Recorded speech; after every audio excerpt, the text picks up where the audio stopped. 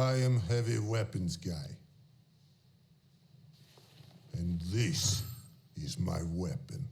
Boom! Heavy weapons guy from Team Fortress. You want to talk about a character and a franchise that would really be out of left field. Let's face it. Well, I mean, it's kind of perfect, right? It's kind of perfect. And if you think about it, if Heavy happened to join Smash Bros., a PC rep, a computer gamer, right? A PC rep joining Smash Bros. Would not only be huge in its own right, it would be shocking and just downright surprising. Like, those are the best type of reveals. So, like, personally, I think the best character reveals for Smash Bros., whether that happens to be for the base roster or for DLC, whatever it is, I think the ones that nobody talks about, therefore making that reveal that much sweeter, right? Now, I'm not saying that the heavy...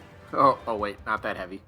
I'm not saying that the heavily requested characters, you know, for, like, for example, like Crash or Sora or Geno, I'm not saying that they wouldn't be hype, because personally, all three of those characters I just happened to mention are in my top 10 most wanted list. I'm not saying that they wouldn't be hype, but I'll put it like this. If you go into a character reveal, so for myself here, if I go into the next character reveal and I'm expecting Crash Bandicoot to get announced for the very next character, and say he does end up getting confirmed and he's the next character, while I would be hyped about that, I would also kind of be disappointed in myself a little bit for expecting it so much. That way, it like takes away a bit of the specialty of that reveal. It takes away that surprise, that shock, that like, oh my god moment. It takes away from that just a little bit. So I do like the kind of more unexpected characters, but again, there's characters I definitely would prefer them getting in as well. But like I always say, the more unexpected, the better. Speaking of better, we'd better get to the moveset portion of this video. Segway, nailed it. Heavy feel funny. Anyway, starting things off with good old trusty, reliable neutral special. What do we got for neutral special? We're talking about Sasha, the minigun. Now this one's just simple. This one's so easy. So if you know anything about a minigun from like literally any game ever, this is going to be how the move will work. For this attack, you will have to press and hold the neutral button to properly use this. So miniguns have a little bit of a startup to it. It's gonna be like, it's like a startup lag kind of effect. It takes a little bit for the move to get going. So once you press and hold it, say after maybe 2-3 seconds, then the rounds start firing from the minigun. Then it starts dealing damage. That's where it will be pretty fun. And over time, it would probably have like a cooldown effect or something, so you can't just continue to sit there and spray down the opponent. But I think the way the move would work, the minigun, the closer you are to your opponent, and this kind of is like a theme for Heavy, because he's definitely a more close quarters combat sort of character. The minigun just happens to help give him a little bit of range to his character, but when firing the minigun, the closer you are to the opponent, the more damage that the move will do. But the farther you're away, it's still going to have a pretty good range to it. I mean, it is a minigun after all. But the farther you're away from your opponent, the less damage it will do, but that's just simple minigun physics. Ah, this is bad! Now for the side special, we have the shotgun. This is just, it's a typical shotgun attack. He cocks the shotgun once and pow, pow, pow, you know, boom! It's simple. It's very big damage. Again, being closer to the opponent, and you could kind of say that might be like a little bit of his gimmick. You're gonna want to go for the big damage, obviously, on opponents, right? And Heavy is pretty much specialized in close quarter situations. So being closer, getting that I guess if you want to say that added bonus of doing bigger damage, being closer to the opponent, I guess if you want to say that's the gimmick, go for it. But yeah, this one is just a typical shotgun attack. Did you think I would forget you? Now, up special, how is Heavy going to recover? Simple. The grappling hook. Heavy would fire the grappling hook, and it will basically... So, like, this one works in two ways, I can say. So, say you're using it for recovery, trying to get back on stage. Heavy will fire out the grappling hook, and then it will latch on to the ledge, and then you press the button again, and it reels yourself in real quickly. I mean, we already have attacks like this, or recoveries like this. A few recent characters, for example, Joker's got this, Byleth has this, so it'll have pretty decent range to it, so you can kind of go a little far off stage with it, and then, go for the recovery. So that's how the recovery portion of it would work. But what about when he's grounded? Now, again, you're going to aim this in whatever direction you want to, and it pretty much acts as a tether grab, which will, if properly connected to the opponent, it will latch onto that opponent, pulling them in towards Heavy. So then you can end up following that up with maybe a smash attack, maybe a forward tilt, neutral air, whatever it might be. But it's kind of like a cool little move that would kind of start a combo if you're grounded with this. Heavy is made of sugar plums. Down special. Now look, we already talked about one of the main things Heavy should have, and that's his minigun. What's the other main thing, I think? Or one of the other few main things he should have? His trusty Sandvich. This is his thing. This is his favorite food. If I'm not putting this in the moveset, then this moveset is a fail. But no, I got it in the moveset, so this is a positive. Haha, this is a pass.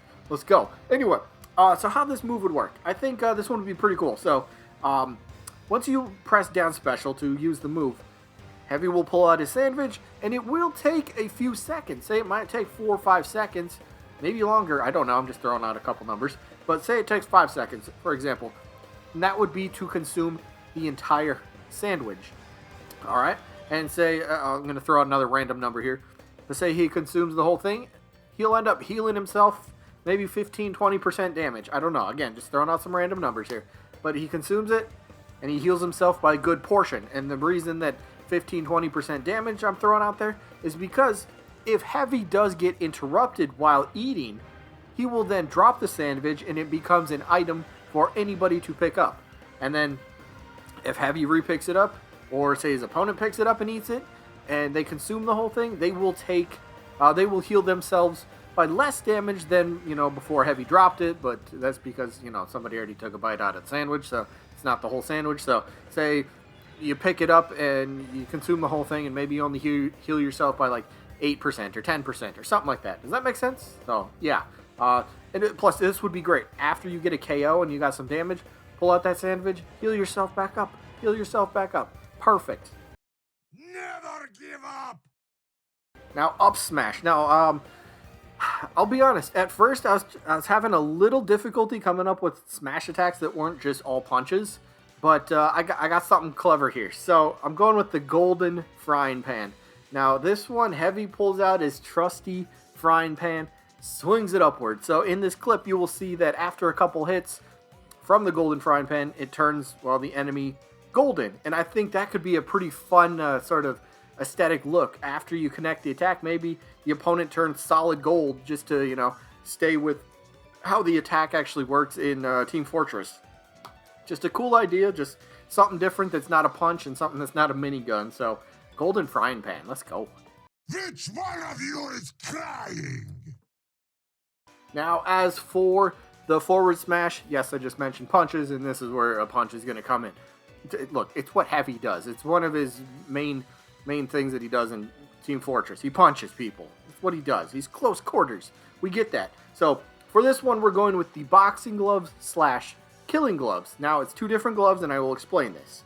So, for the attack itself, Heavy just delivers a huge punch forward. It's not like a wind-up. It's not quite like a Falcon punch or Warlock punch. It's not quite that long of a startup. It's more of just a quick whoop-boom! Just a giant punch. Just think of Falcon punch without the startup lag. It's just like the second part of the attack where he just delivers huge punch. That's what this attack would be.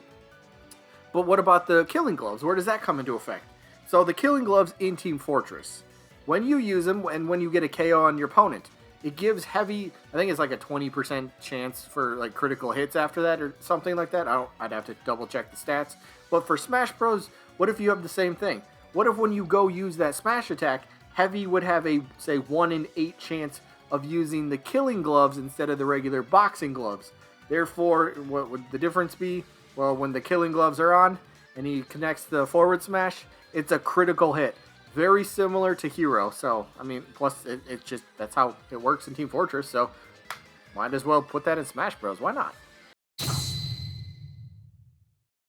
All right, moving on to the Spirit Board. This one, I mean, this one's just simple when you think about it, right? I mean, you see all the spirits on here. I had to just go with the classic classes from Team Fortress. You know, I mean, you see them. Scout, we got Soldier, there's Pyro, you got Medic and Demo Man up there. You got the Engineer, Sniper, Spy. Of course, I got the Legend Spirit, Marasmus, but I'll discuss that once we get to his Spirit fight in just a minute here. But yeah, so don't focus too much on seeing who's that? The Demo Man with Medic. The only reason that I didn't put those into separate spirits is because the spirit page itself only will hold 8 spirits at one time, and I didn't want to throw an awkward 9th spirit on there. So yeah, I guess as for the Legend Spirit, let's showcase that right now. Alright, for the Legend Spirit fight, this one's actually tricky. I couldn't really find somebody that really fit the description of Marasmus, so I went with Robin, mainly because Robin can shoot out fire, and, well, so can Marasmus a little bit. I know, like, Marasmus has, like, a staff, okay? That's like it's a melee weapon he's got. So, I was thinking Palutena, but then Palutena's not a male. At least the last time I looked, she doesn't look like a male. But, like, it was tough. Like, regardless of who you choose, here's how I can envision the fight. Actually, here, let's make the computer do some stuff. All right, cool, do some stuff. But yes, I could see maybe favoring side special a little bit, firing out side specials. But during one of Marasmus, like the control point when you're trying to take him down, he has the ability to kind of summon out a bunch of bombs and kind of like spread them out quite wide. So anybody knows like sudden death in Smash Bros, right? Where a bunch of bombs start raining down from the sky. What if that was like one of the conditions for the fight? I could try to fight back, I suppose. But what about one of the conditions for the fight is random random bombs will fall from the sky over time to kind of, copy that idea, so to speak. Does that make sense? For his fight, so, I'm super dead. But, Robin kind of makes sense for the character. Again, it's a little weird because, like, he's kind of a magic-y type of dude. Like, there's nobody that really truly fits the description of Marasmus in Smash Bros, so I just kind of had to go with what I could. But I could see something along the lines with fire and then, like, a lot of explosions, a lot of bombs coming down, bombs in general. So maybe that could be the fight itself. Has something to do with a lot of explosions, I suppose. Boo! Oh, I missed. I missed again. It doesn't matter. But the whole idea, though, I think the fight, and keep in mind, when the bombs rain down, oh god, ow. But when the bombs rain down, we already know, like, at 300%, that's already difficult enough to avoid. It's already tricky enough to try to win that sort of fight. So what if, like, I don't know, it could just be, like, activating every 5-10 seconds or something like that to really make it challenging. Like, you don't want to... It's going to be difficult enough to win a fight with a bunch of bombs raining down on you all the time. So, yeah, it was a little hard to kind of replicate how I want to have this fight go or how I could envision the fight going. So, yeah, it's just what I kind of got for his fight. It's basically a fight with a bunch of bombs or explosions going off everywhere.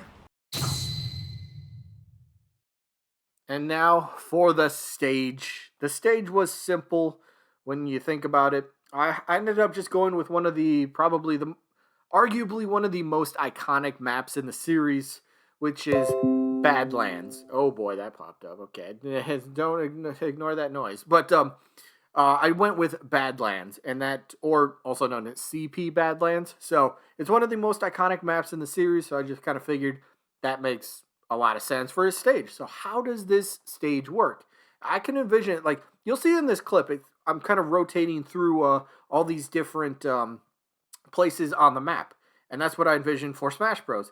It's a rotating map going through all the different parts and sections of this match. And each time you transform to a different part of the map, the landscape changes, the terrain changes. You'll have your steps going downwards in one time.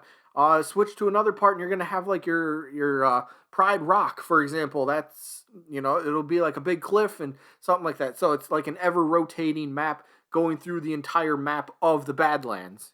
I just kind of figured like that made a lot of sense for a stage and kind of a cool idea to really get the entire stage in Smash Bros. As well. So yeah, that is all I got for this week. Let me know what you guys thought about Heavy, and yeah, that's no, that's pretty much it. Hope you guys enjoyed as always, and I guess I'll see you when I'm looking at you.